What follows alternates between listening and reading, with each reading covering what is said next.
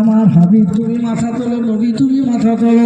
হে রাসূল 63 বছর জিন্দেগানি গুনাহগার উম্মতের জন্য তুমি কেঁদেছ, মৃত্যুর পরে কবরে শুয়ে শুয়ে উম্মতের জন্য কেঁদেছ। হে আমার হাবিব আজকের আপনার কান্না ভরা চোখটা আমি দেখতে রাজি না। হে আমার নবীর ওয়ালা সাওফা ইউতিকা রব্বুকা ফাতারদা। হে নবী আজকের আপনি যা দোয়া করবেন আমি আল্লাহ পাক আপনার প্রত্যেকটা দোয়া কবুল করে নেব। জোরে বলুন সুবহানাল্লাহ। হে আমার হাবিব রে, যতক্ষণ আপনার মুখ থেকে হাসি না ফুটবে, আপনার মনটা না খুশি হয়ে যাবে, আমি আল্লাহ আপনার দোয়া কবুল করতে থাকবো। জোরে বলুন। হযরতে ফাতেমা জোহরা রাদিয়াল্লাহু তাআলা আনহা বলেন, আব্বা জান ওখানে যদি আমার না দেখা হয় আপনার সঙ্গে আমার কোথায় দেখা হবে? কি বন্ধ করতে পারবেন নাকি? কটা বাজে?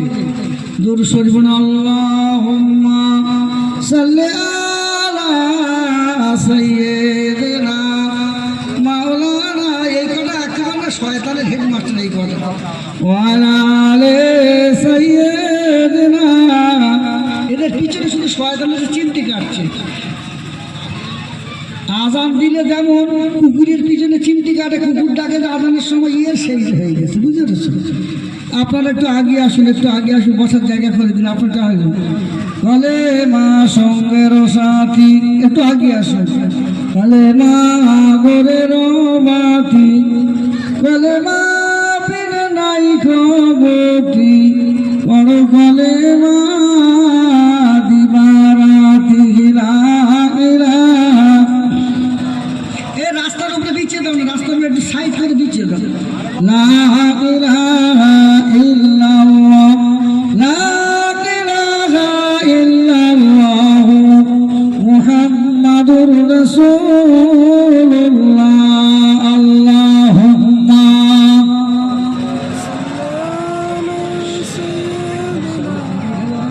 ওয়া আলা আলি সাইয়্যিদিনা মাওলানা মুহাম্মদ। হযরতে ফাতেমা জোহরা জারে জার হয়ে কাঁদতে কাঁদতে বলছেন, আব্বা জান দ্বিতীয় কোন জায়গায় বলুন বলুন। রাসূলুল্লাহ বলছেন, ও বেটি ফাতেমা, আল্লাহ পাক আমাকে একটা হাউজে কাউসার নামক কুয়া দান করেছেন। ইন্না পাইনা কাল কাউসার। আল্লাহ বলছেন, নবীর নিশ্চয়ই আপনাকে একটা কাউসার নামক কুয়া, তাফসীর ইবনে কাসিরের ভিতরে আছে নহর, কাউসার নামক নহর দান করেছেন। ফাসাল্লি, আপনি আল্লাহর জন্য নামাজ পড়ুন, রব্বিকা ওয়ানহার, আপনার রবের জন্য কোরবানি করুন।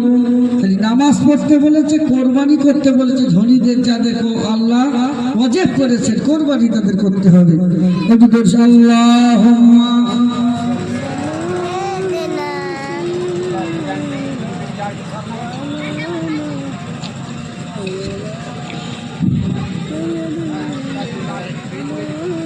দয়ার নবী বিশ্বগুরু রাসূল বলেছিলেন, ফাতেমা রে শোনো, ও বেটি ফাতেমা, আমার নামাজি পরেজগার উম্মতানিরা, আল্লাহ পাক আমাকে যে নহর বা নদীটা দেবেন, ওই হাউজে কাউসারের পানি হাসরের ময়দানে যাদের নসিবে একটা পেয়ালা পান করতে পারবে, 50,000 বছর তাদের পানির পিপাসা লাগবে না। জোরে বল সুবহানাল্লাহ। হাউজে কাউসারের পানি হাসরের ময়দানে যাদের নসিবে একটা পেয়ালা হবে, 50,000 বছর তাদের পানির পিপাসা লাগবে না। ওদিকে কাফেররা আর্তনাদ করতে থাকবে, পানি পানি পানি পানি করে। সাগরের পানি সব এনে পান করলেও পানির পিপাসা মরবে না। আর হাউজে কাউসারের পানি উম্মতের এক পেয়ালা পান করলে হাসরের ময়দানে কঠিন দিনে মুসিবতের সময় 50,000 বছর পানির পিপাসা লাগবে না। জোরে বলো সুবহানাল্লাহ।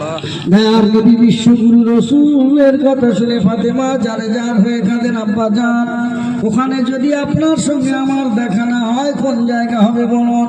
রাসূলুল্লাহ বলেন, ও বেটি ফাতেমা, ওই যে মিজানের কাছে যেখানে আমার উম্মতের নেকি আর বদি ওজন করা হবে, আল্লাহ পাক একটা টেবিল করবেন, মাপের পাল্লা তৈরি করবেন, আমাকে একটা নূরের চেয়ারে দেবেন, আল্লাহ পাক একটা চেয়ারে বসবেন।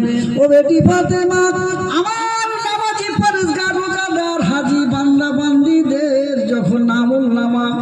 নেকি আর বদিটা ওজন করা হবে, তাদের যদি একটু নেকি কম হয়ে যায়, আমি রাসূলুল্লাহ নেকির পাল্লার দিকে হাত দিয়ে চেপে থাকবো।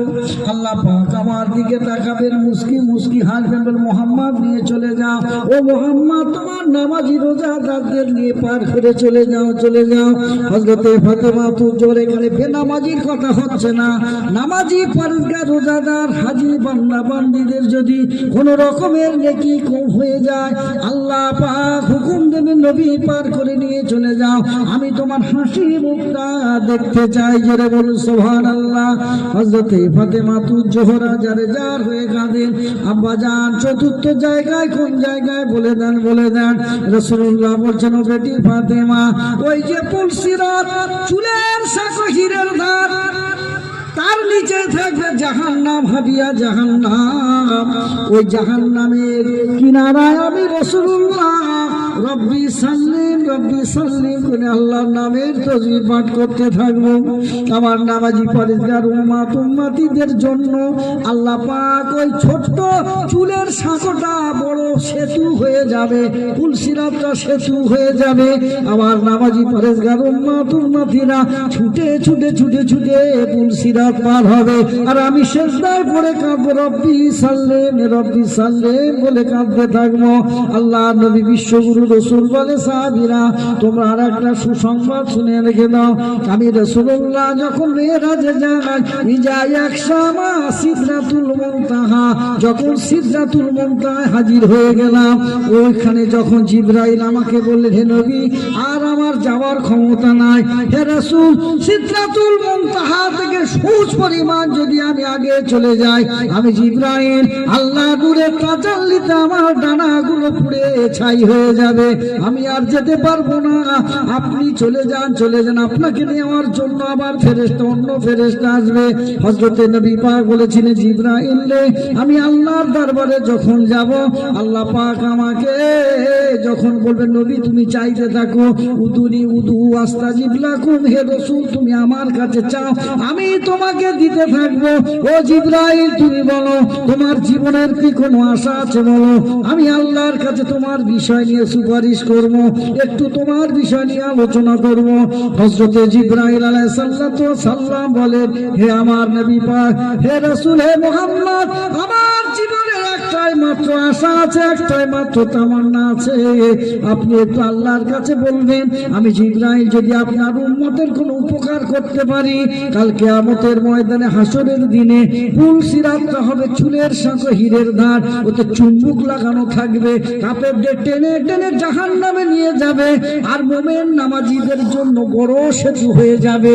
ও নবী পাক সাল্লাল্লাহু আলাইহি সাল্লাম যখন জিবরাইলকে বললেন, হযরতে জিবরাইল বলেন, আপনি আমার জন্য দোয়া করবেন, কাল কিয়ামতের দিনে হাসরের দিনে মুসিবতের সময় আমি জিবরাইল আমার ডানা দুটো পুলসিরাতের উপরে বিছায় দেব, আমার ডানার উপর থেকে হেঁটে হেঁটে হেঁটে হেঁটে ছুটে ছুটে ছুটে ছুটে আপনার নামাজি পরহেজগার রোজাদার দিনদার দানকারী বান্দা বান্দীরা, হাজী বান্দা বান্দীরা আমার আমার ডানার উপর থেকে ছুটে ছুটে ছুটে আল্লাহর দয়ার জান্নাতে তারা চলে যাবে। এইটুকু যদি একটু আপনার উম্মতের উপকার করতে পারি, আপনি একটু আল্লাহর কাছে আমার বিষয় একটু আলোচনা করবেন। রাসূলুল্লাহ মেরাজ থেকে যখন আবার সিদরাতুল মুনতাহায় ফিরে আসলেন, জিবরাইল বলছেন, নবী আমার কথাটা কি আপনার খেয়ালে ছিল যে আপনার উম্মতের জন্য আমার ডানাটা পুলসিরাতের বিছাইয়ে দেব, আপনি বলেছেন আল্লাহর কাছে? বলে, হ্যাঁ বলেছি, আল্লাহ কবুল করে নিয়েছেন। জোরে বলি সুবহানাল্লাহ। ফাতেমা তু জোহরা কাঁদতে কাঁদতে বলেন, আব্বা জান, হে আমার আব্বা জান, যদি ওখানে যদি না দেখা হয়, কোন জায়গা আপনার সঙ্গে আমার দেখা হবে বলুন? আল্লাহ নবী কাঁদতে কাঁদতে বলছেন, বেটি ফাতেমা, জাহান্নামের দরজার কাছে তুমি আমার কাছে থাকবে, ওখানে তুমি আমার সঙ্গে দেখা করো ফাতেমা। আল্লাহ নবী বলছে, বেটি ফাতেমা রে, একবার আমি মুহাম্মদ ছুটে ছুটে জাহান্নামের দরজার কাছে যাব, একবার ফুলসিরাতে, একবার মিজানে, হাউজে কাউসারের কাছে, আবার ছুটে ছুটে লেহামদে পতাকার তলায় সিজদায় পড়ে আমি আল্লাহর কাছে আমার গুনাহগার উম্মতের জন্য কাঁদতে থাকবো। ফাতেমা শোনার পরে এত কান্না কাঁদছেন, আব্বা জান আপনি আমার আমার থেকে কি আপনার গুনাহগার উম্মতদের কি বেশি ভালোবাসে? রাসূলুল্লাহ বলছেন, মারে শোনো শোনো, আমি তোমার থেকে আমার উম্মতকে বেশি ভালোবাসি। আর সেই উম্মত, কপাল পড়া উম্মত, আমরা নামাজ পড়িনি। আচ্ছা বাবু, কি বন্ধ করে দেব? সালাম কি আনতে হবে, দোয়া হবে, তাবারুক হবে, একটু হবে তাহলে? আচ্ছা হোক, দরুদ শরীফ আল্লাহুম্মা ওয়া আলা আলি সাইয়্যিদিনা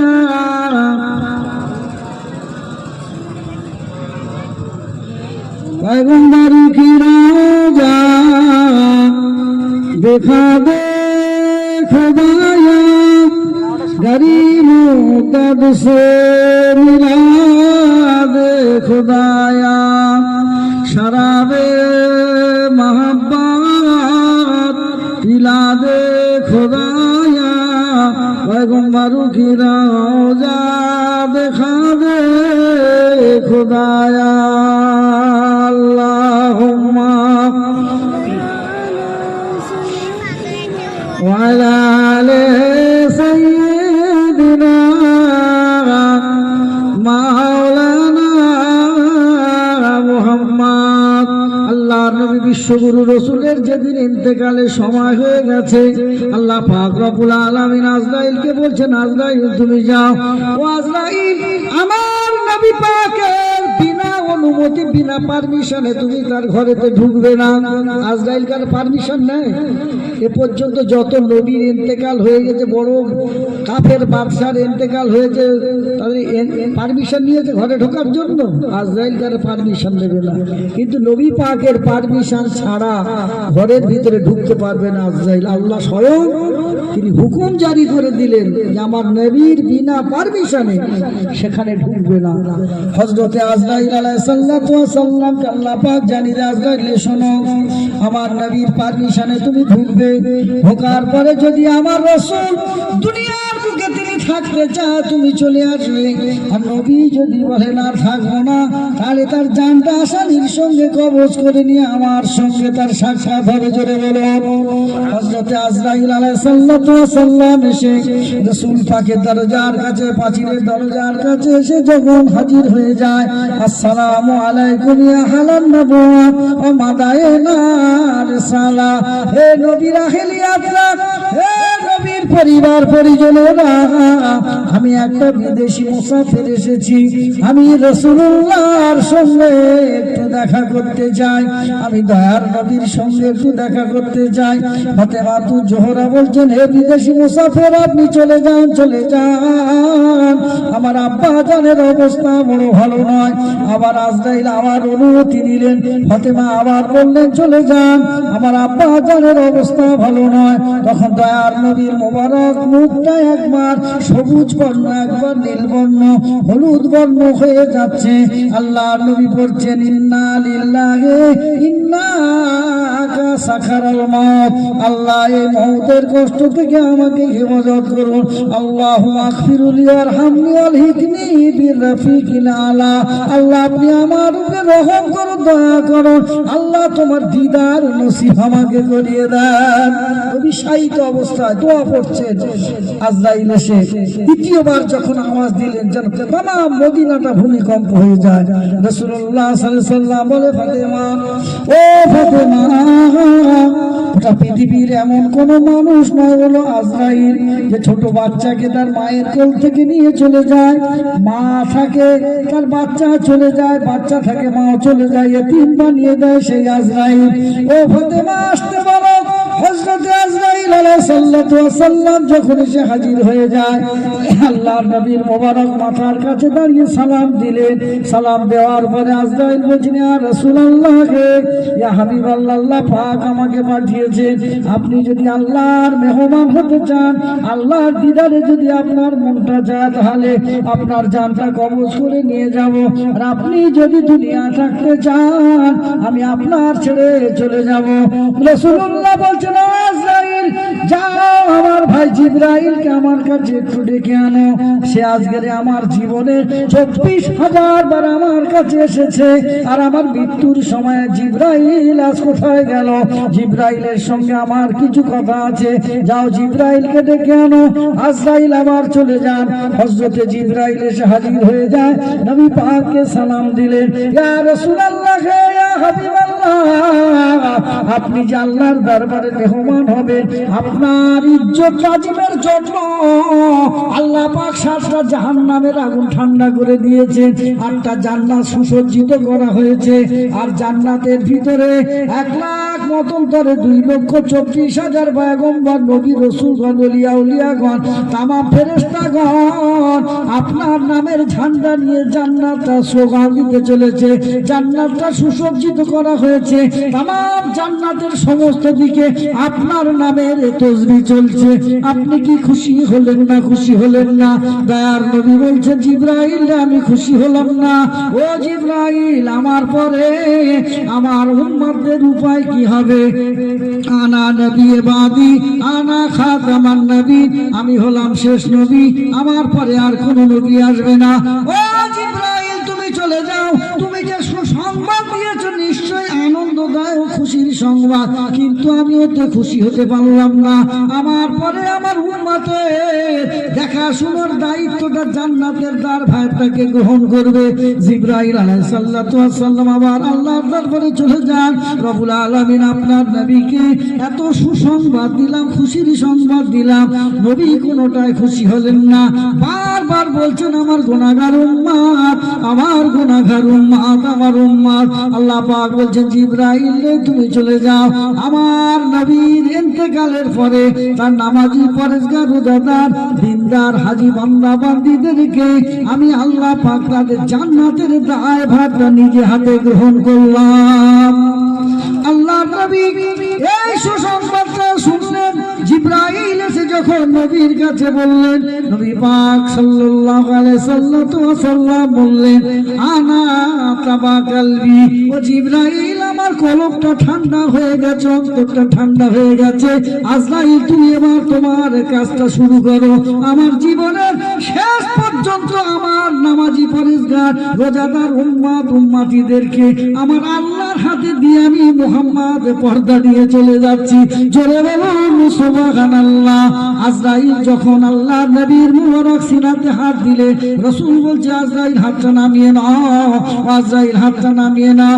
আমার মনে হলো উহুদ পাহাড়টা আমার বুকের উপরে চাপিয়ে দিয়েছো, উহুদ পাহাড়টা চাপিয়ে দিয়েছো, আজরাইল হাতটা নামিয়ে নাও। হযরত আজরাইল বলে, ইয়া রাসূলুল্লাহ, ইয়া হাবিবাল্লাহ, সব থেকে আসানির সঙ্গে আপনার জানটা কবজ করা হচ্ছে। দয়ার নবী বলছেন, না না না, আমার দুর্বল গুনাহগার উম্মতেরা এই আযাব সহ্য করতে পারবে না। ও আজরাইল, আমার তামাম উম্মতের মৃত্যুর যা কষ্টটা আমি রাসূলুল্লাহ আমার থেকে আদায় করে নাও, আমার থেকে আদায় করে নাও। আমার উম্মতের মৃত্যুর কষ্ট দিও না, দিও না। হযরত আজরাইল আলাইহিস সালাতু ওয়াস সালাম বলে, ইয়া রাসূলুল্লাহ, ইয়া হাবিবাল্লাহ, আপনার নামাজি, পরেশগার, রোজাদার, দিনদার, পরেশগার মুসলমান বান্দা বান্দীদেরকে এমন ভাবে জান কবজ করব, একটা বাচ্চা তার মায়ের স্তন খেতে খেতে ঘুমিয়ে পড়লে মা যখন দুধটা টেনে নেয় বাচ্চা বুঝতে পারে না। ইয়া রাসূলুল্লাহ, ইয়া হাবিবাল্লাহ, আমি ওয়াদা করছি আপনার নামাজিদের সঙ্গে এমন ভাবে তার জীবনটা পার করব, তারা নিজেরা বুঝতে পারবে না। জোরে বলুন সুবহানাল্লাহ। আল্লাহ নবী বলছে, আজরাইল, একটু অপেক্ষা করো, আমার আল্লাহর কাছে আমি 3টে দোয়া চেয়ে নেব। আল্লাহ নবী দোয়া করছেন, রব্বুল আলামিন অন্যান্য নবীর উম্মতেরা গুনাহ করার কারণে তাদেরকে আসমানি গজব দিয়ে শেষ করে দিয়েছেন, কুকুর বানিয়ে দিয়েছেন, শোর বানিয়ে দিয়েছেন, বাদর বানিয়ে দিয়েছেন, ভূমিকম্প দিয়ে শেষ করে দিয়েছেন, প্লাবন দিয়ে শেষ করে দিয়েছেন। রব্বুল আলামিন আমার উম্মতদেরকে আমাদেরকে গুনার কারণে ওইভাবে শেষ করে দেবেন না। আল্লাহ পাক বলেন মুহাম্মদ আমি তোমার প্রথম দোয়াটা কবুল করে দিলাম, জোরে বলুন সুবহানাল্লাহ।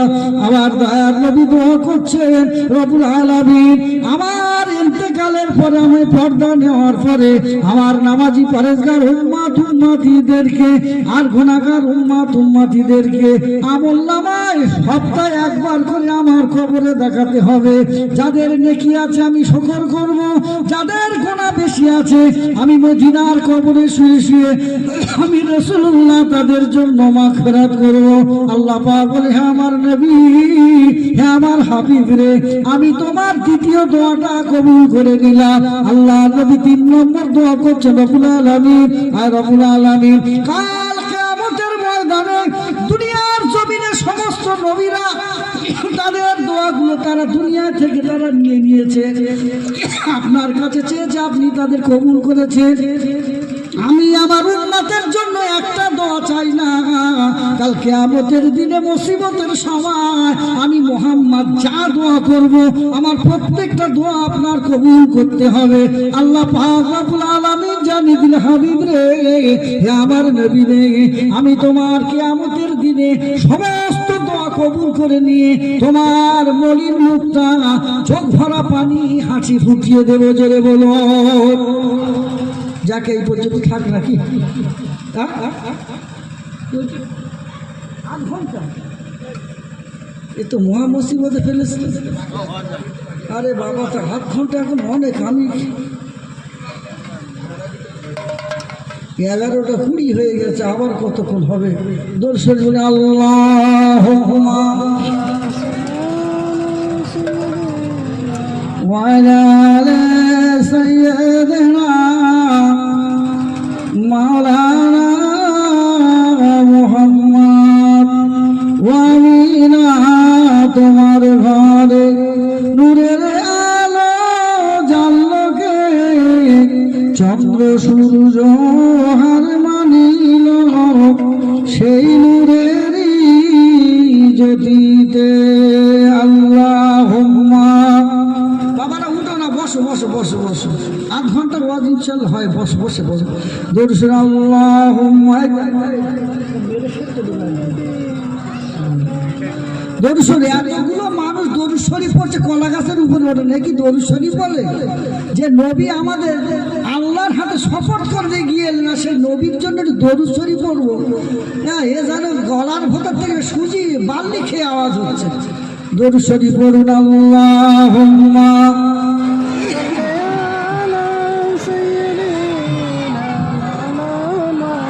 ওয়া আলা আলি সাইয়্যিদিনা মাওলানা মুহাম্মদ। দয়ার নবী আমার বিশ্বগুরু রাসূলের যখন ইন্তেকাল হয়ে যায়, হযরতে ফাতেমা তুজ-জোহরা যারে যা হয় খাজনাত খারাবাতিল মদিনা, মদিনার বাতি নিভে গিয়েছে, মদিনার জ্যোতি নিভে গিয়েছে। ফাতেমা যারে যার হয়ে কাঁদে।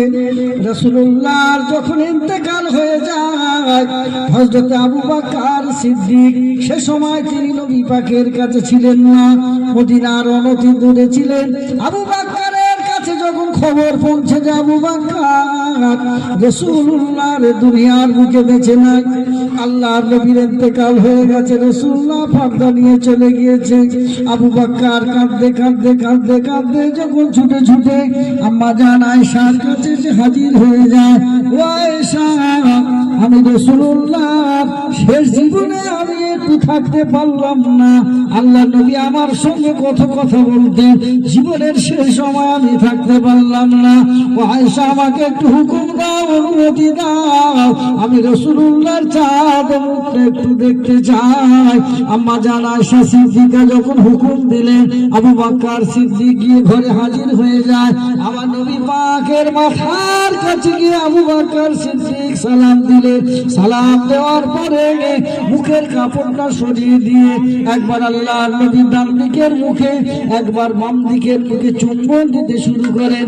চুম্বন দিতে দিতে যখন তিনি আম্মা জান আয়েশার ঘরের দরজার কাছে এসে হাজির হয়ে যায়, হযরত ওমর ফারুক বলে, হে খলিফাতুর রাসূল হযরত আবু বকর, আমাকে রাসূলুল্লাহর চাঁদ মুখটা একবার আমাকে একটু দেখাতে হবে, আমাকে একটু দেখাতে হবে। হযরত আবু বকর সিদ্দিক বলে, ভাই ওমর তুমি শোনো শোনো, আল্লাহর নবীর দেহ মোবারকের কাছে গিয়ে খবরদার তুমি যেন বেয়াদবি করো না, বেয়াদবি করো না। হযরত ওমর বলছেন, আমি বেয়াদবি করব না। আবু বকর তুমি একটু আমাকে রাসূলুল্লাহর কাছে নিয়ে চলো। আল্লাহর নবীর কাছে যখন হাজির হয়ে যায়, হযরত ওমর সালাম দিয়ে মুখের কাপড়টা সরিয়ে দিয়ে একবার ডান দিকের মুখে একবার বাম দিকের মুখে চুম্বন দিচ্ছে। চুম্বন দিতে দিতে দিতে দিতে হযরত ওমর দেখেন রাসূলুল্লাহর ঠোঁট মোবারকটা নড়ছে। ছেড়ে বলুন সুবহানাল্লাহ। হযরত ওমর কান দিয়ে শুনেন, ইয়া রাব্বি হাবলি উম্মতি উম্মতি উম্মতি করে কাঁদতে শুরু করেছে। তিনি কাঁদছেন, কাপড় চাপড় দিয়ে যখন চলে আসে মদিনার মসজিদে এসে হযরত ওমর পাগলের মতো হয়ে যায়। তাই হযরত ওমর বলেন, কেউ যদি বলেছে তরবারি খুলে নিয়ে বলছে, কেউ যদি বলেছে আল্লাহর নবীর ইন্তেকাল হয়ে গেছে, তার মাথাটা কেটে নেওয়া হবে, তার মাথা কেটে নেওয়া হবে। ওমর পাগলের মতো হয়ে গেছে, ওমর পাগলের মতো হয়ে গেছে। হযরত আবু বকর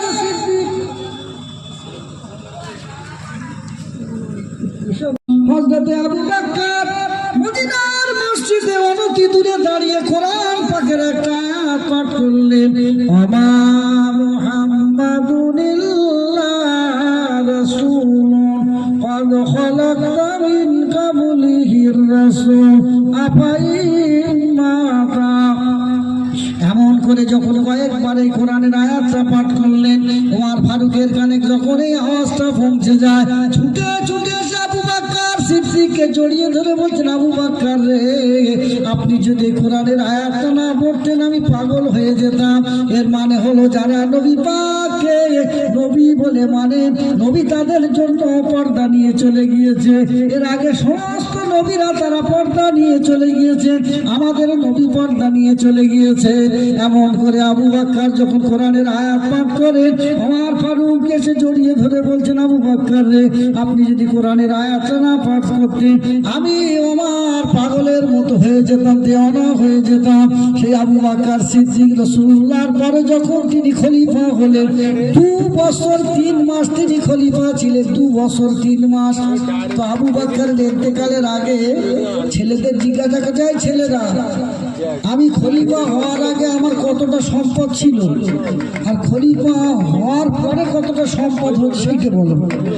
তো আবু বকর সিদ্দিকের ছেলেরা বলছে, হুজুর আপনি খলিফা হওয়ার পরে আপনার বেশি হয়েছে একটা 60 টাকা দামের একটা চাদর, গায়ে দেওয়া চাদর, একটা ঘোড়া আর একটা গোলাম বাদি, এই আপনার বেশি। বলছে যাও এই আমানতটা হযরত ওমরের কাছে দিয়ে আসবে, এই আমানতটা ওমরের কাছে দিয়ে আসবে। আর বাইতুল ফান্ড থেকে আমি 2 বছর 3 মাস যা খেয়েছি আমার অমুক জমিটা বিক্রি করে বাইতুল ফান্ডের ঋণটা শোধ করে দেবে। যদি বলুন তাহলে টানারা রাজত্ব করেছে, খেলাফতিও করেছে।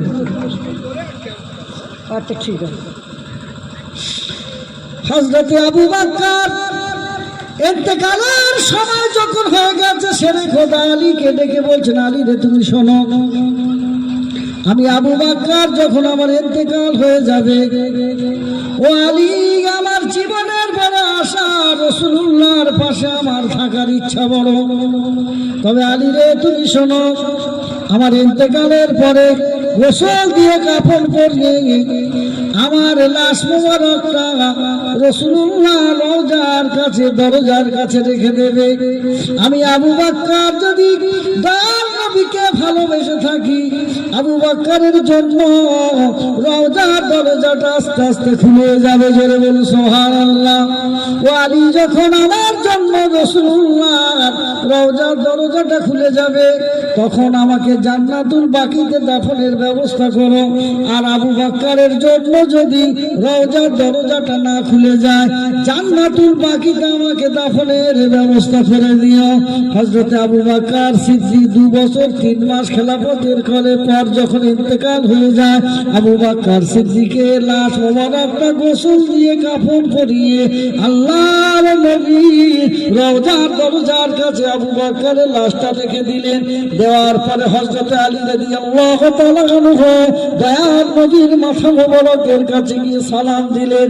সালাম দেওয়ার পরে বলে ইয়া রাসূলুল্লাহ ইয়া হাবিবাল্লাহ আপনার হেরেম শরীফের আবু বকর ইন্তেকাল হয়ে গেছে। হেরেম শরীফের আবু বকর ইন্তেকাল হয়ে গেছে। আপনার ছোটবেলার বন্ধু আবু বকর ইন্তেকাল হয়ে গেছে।